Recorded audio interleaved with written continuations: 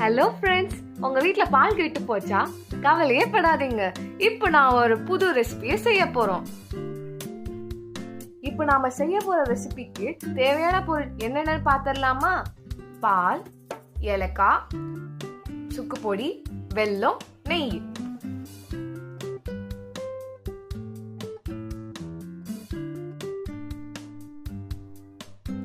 முதல்ல பாலை நல்லா கொதிக்க வச்சு நல்லா சுண்டுனோன்னு கெட்டியா ஆயிடும்.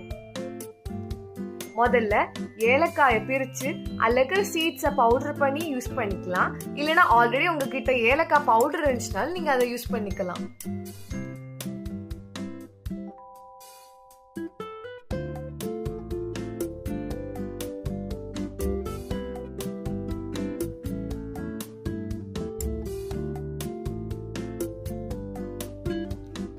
தேவையான அளவு ஏலக்காய் பவுடர் எடுத்து பால்ல தூவி விட்டுக்கோங்க.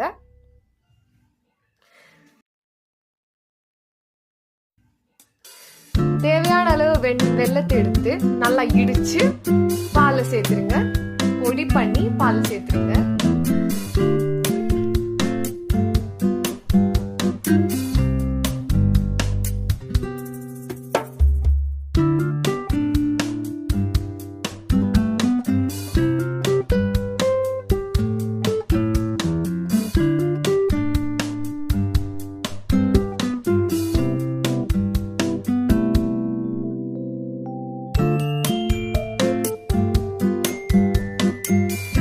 எடுத்துக்கங்க.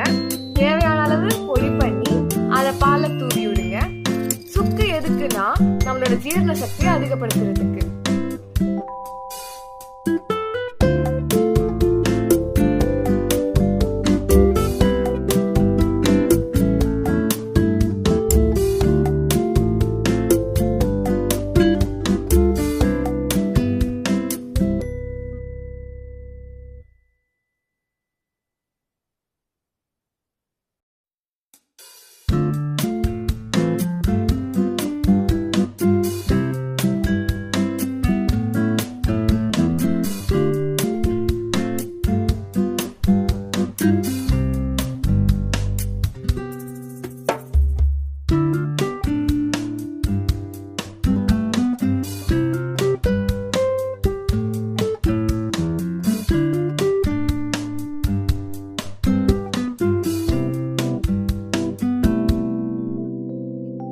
இப்போ நெய்ய தேவையான அளவை எடுத்து பால்ல ஊத்திக்கங்க.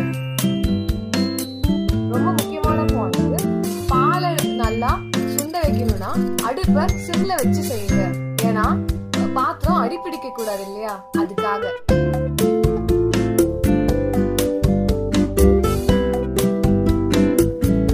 அப்புறம் நல்லா கிண்டி நல்லா அப்படி கெட்டியா வர அளவுக்கு பண்ணீங்கன்னா சுவையான பால்கோவா ரெடி.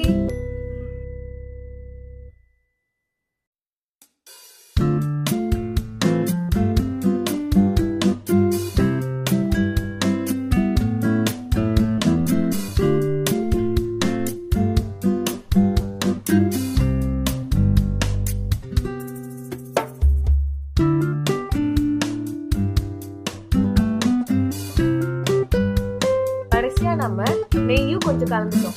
இப்போ நம்ம என்ன பண்ண போறோம்னா, முந்திரிய திராட்சையை எடுத்து நெய்யில நல்லா வறுத்து அப்படியே மேல தூவி விட்டீங்கன்னா பாக்குறதுக்கு அழகாவும் சாப்பிடறதுக்கு ருசியாகவும் இருக்கும். டேஸ்டியான பால்கோவா நம்ம வீட்டிலேயே செஞ்சுட்டோம்.